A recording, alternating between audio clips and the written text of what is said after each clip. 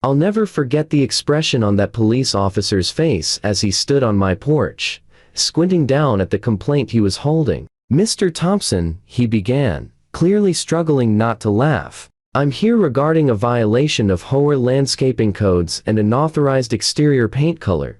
I couldn't help but grin as I leaned casually against the doorframe, taking a slow sip from my mug. "That's adorable," I said loudly enough to make sure it carried across the street. "I'm not even in the HOA." Out of the corner of my eye, I caught movement from across the road. There she was, Karen Mitchell, the self-appointed queen of the HOA, standing proudly in her perfectly manicured yard, like a guard dog that smelled trouble. Even from 50 feet away, I could see her jaw tighten as she realized her grand plan was falling apart. The officer glanced from me to her, then back at the papers in his hand, confusion spreading across his features. "Sir, are you positive? The complaint indicates that your property at 427 Oak Ridge Drive falls under Willowbrook HOA jurisdiction." Let me rewind about 6 months, because that's when this entire three-ring circus began. "My name's Dan Thompson, and I'm a software developer who works from home.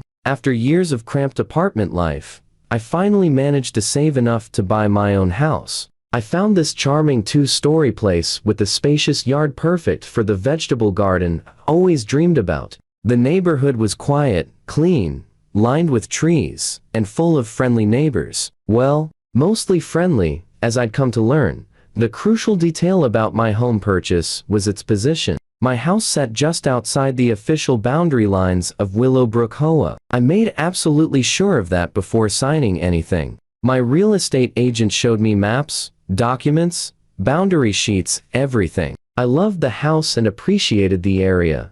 Buta had zero desire to pay so someone could dictate what color my shutters could be. The previous owners even warned me about Karen Mitchell, the HOA president, who lived directly across the street. "She's particular," they said carefully. I met Karen on moving day. She marched over as I unloaded boxes, armed with a clipboard and wearing a smile so fake it should have been copyrighted. "Welcome to Willowbrook," she chirped in a voice sharp enough to strip varnish. "I'm Karen Mitchell, HOA president. I'll need you to fill out these membership forms and review our community standards." I set the box down and wiped my hands on my jeans. "Thanks for the greeting, but I'm not in the HOA. This house isn't part of Willowbrook." Her smile flickered like a faulty bulb. "Oh, but surely you'll want to join voluntarily. We maintain such high standards here." "I appreciate the offer," I replied, keeping it polite. "But I'm good." The temperature dropped instantly. Karen's eyes narrowed as she hugged her clipboard closer. "I see," she said, her voice now sharp and icy. "Well, I do hope you'll uphold our community standards regardless. We wouldn't want the neighborhood's value to decline." With that thinly veiled threat hanging between us, she spun around and marched back home. For the first month, everything was quiet. I got settled, arranged my home office, and began mapping out plans for the backyard. Then I committed what Karen considered my first major offense. I installed a vegetable garden in my front yard. Not the whole yard, just a nicely organized raised bed along the side of the driveway. I planted tomatoes, peppers, herbs, and some sunflowers to brighten the space. It looked great, if I may say so. Immediate neighbors loved it. The elderly couple next door even asked for tips. But Karen acted like I had defaced a national monument. The first letter arrived 2 days after I finished planting. It came on official Willowbrook HOA letterhead and was signed by Karen herself. "Dear homeowner," it began, "your recent landscaping modifications violate HOA Code Section 3.2 regarding approved plant varieties and garden placement. You have 7 days to remove the unauthorized garden or incur fines of $50 per day." I laughed and filed it away. She had no jurisdiction over me, and she knew it. When I didn't obey, the letters escalated. The next claim, I now owed $350 in accumulated fines. The following threatened legal action. Each letter became increasingly unhinged, with new imaginary violations added to the list. Apparently, my garden hose was the wrong color. My trash cans were visible from the street for 8 entire minutes on collection day, and my doormat was offensively non-neutral. Then came the big one. I painted my shutters. They had been boring beige when I moved in, and I wanted something with character. I chose a deep forest green that complemented the cream siding beautifully. I spent the weekend painting each shutter carefully, making sure they looked professionally done. My neighbor Tom even helped me with the second-story windows. "Looks sharp," he said, stepping back to admire the result. "Really makes the place pop." Karen's reaction was fast and dramatic. This time, she didn't just mail a letter. She stood in my driveway while I was at the hardware store, taking photos like she was documenting a crime scene. My security camera caught everything: her measuring tape, her color swatches, her scowl. The letter that followed was a masterpiece of bureaucratic nonsense. According to her, my shutters violated codes I was positive she invented on the spot. Forest Glen Green wasn't on the HOA's approved color list, which apparently consisted entirely of various soul-crushing shades of beige and gray,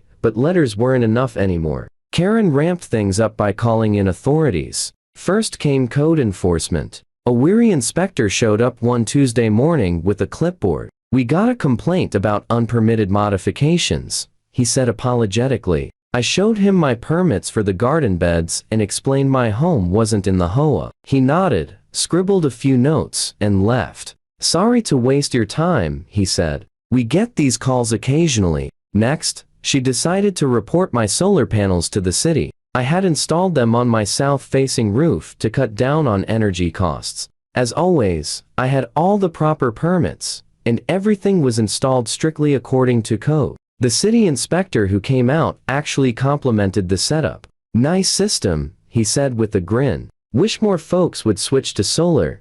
Karen watched from her window as he gave me a thumbs up and drove off. Clearly annoyed that she didn't get the result she wanted, the police visits began after I put up a small shed in my backyard. Nothing extravagant, just a simple structure to hold my tools and lawnmower. Officer Martinez was the first to show up, looking uncomfortable. "Sir, we got a report about an illegal structure and possible drug activity." I almost spit out my coffee. "Drug activity? It's a garden shed." He glanced at the shed, then at Karen's house. "Yeah, we figured as much.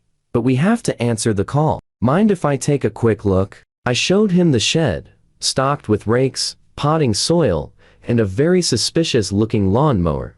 That was the moment I decided I'd had enough. I began documenting everything. Every letter was filed. Every interaction was written down in a journal. I added more security cameras until my entire property was covered. I even filed Freedom of Information requests with the city and the police department to obtain every complaint Karen had made against me. What I found left me stunned. Karen hadn't just been making false complaints. She had been telling officials that my house was HOA property and claiming she had the authority to enforce regulations on it. She'd submitted fabricated documents showing the HOA boundaries had been extended to include my property. She even forged what looked like board meeting minutes that supposedly authorized fines against me. The degree of deception was unbelievable. I brought the fat evidence folder to my friend Sarah, who happened to be a lawyer. She flipped through the pages with widening eyes. "Dan, this is harassment, deliberate false reporting, and possibly fraud," she said firmly. "You need to shut this down, and you need to shut it down hard. Together." We drafted a cease and desist letter that spelled everything out clearly. My property was not and never had been part of the Willowbrook HOA. Karen had zero authority over my home, and any further harassment would result in immediate legal action. I sent the letter via certified mail and watched from my window as Karen signed for it. My security camera captured her reaction perfectly. As she read it on her porch, the color drained from her face, then rushed back in a furious blush. She crumpled the letter and stormed back into her house. For 3 peaceful days, there were no letters, no officials, no ridiculous complaints. I almost believed she'd finally backed off, but then she made her biggest mistake yet. Karen called an emergency HOA board meeting to convince them to support what she called expanded enforcement to protect property values.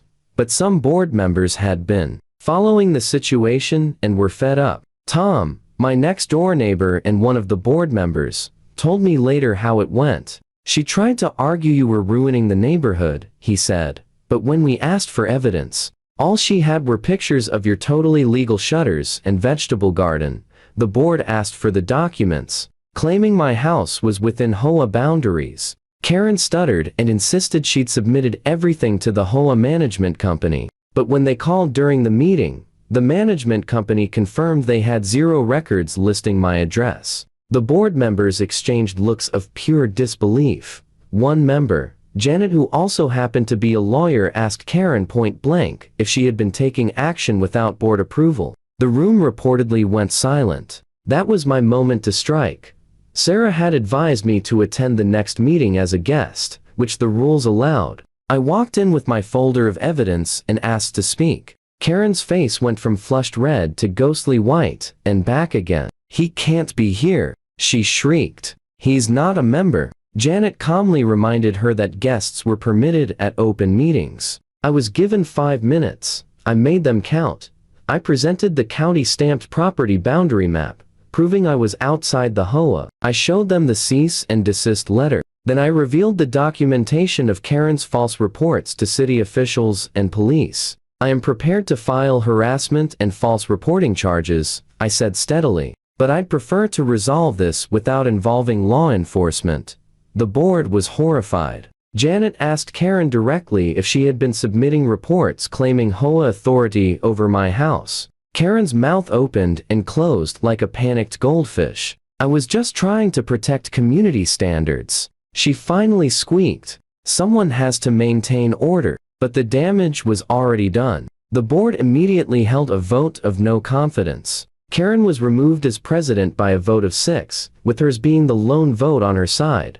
Her problems didn't stop there. The city had been conducting its own investigation into the false reports, and they weren't pleased about the wasted resources. Karen received an official warning for misusing emergency services and for filing false complaints. They informed her that any further incidents could result in criminal charges. The letter even mentioned possible fines up to $5,000 and potential jail time for repeat offenders, but the final blow came from an unexpected direction. Karen worked as an office manager at a local real estate firm, and word of her HOA crusade had spread through the neighborhood grapevine. Her boss got several concerned calls from clients who'd heard about the situation. In real estate, reputation is everything, and having an office manager known for harassment and falsifying complaints was bad for business. I wasn't there, but Tom told me that Karen was given an ultimatum: stop the harassment immediately or start packing. The combination of legal threats, her removal from the HOA, and pressure at work finally pierced her bubble of entitlement. She hired her own attorney, who apparently told her to cut off all contact with me and anyone else she'd been targeting outside HOA boundaries. The day after the meeting, I added a new feature to my front yard. Right beside my mailbox, I installed a small sign holder with a laminated copy of the official property boundary map. Above it, in cheerful green letters, matching my shutters, the sign read, "Not your HOA, not your problem." It was a little petty, I admit, but after months of nonsense, I felt I'd earned a moment of pettiness. The neighborhood's response was immediate and hilarious. Other homeowners outside the HOA boundaries started putting up their own signs. One neighbor created a historical marker-style sign that read, "Established 1952, still independent." Another planted an even bigger front yard garden than mine with a sign declaring, "HOA Free Zone Tomatoes Welcome." The rebellion spread quickly. Within a month, 3 more board members resigned, citing the toxic atmosphere Karen had created. The HOA, once notorious for strict enforcement, became noticeably more reasonable almost overnight. The new president, Janet, clarified the actual boundaries and apologized to anyone who had been wrongly harassed. She even complimented my shutters at the next meeting, saying they added personality to the neighborhood. As for Karen, she kept her job barely but lost every ounce of perceived power she once had. She still lives across the street, but now she stays focused on her own yard. Sometimes I catch her glaring at my vegetable garden from behind her blinds, but she doesn't dare speak. The police know her name now, and not in a flattering way. The city has her flagged for false reporting. The HOA wants nothing to do with her other than collecting dues. And then came the kicker: another neighbor, whom she'd harassed long before me, filed a civil lawsuit for emotional distress and legal costs about $20,000. Turns out, I wasn't her first victim, just the first one who fought back with documentation. At the settlement hearing last week, the judge ordered Karen to pay $15,000 in damages and fees. Her face crumpled as the amount was read aloud, and she actually began sobbing in court, insisting she was only trying to protect property values.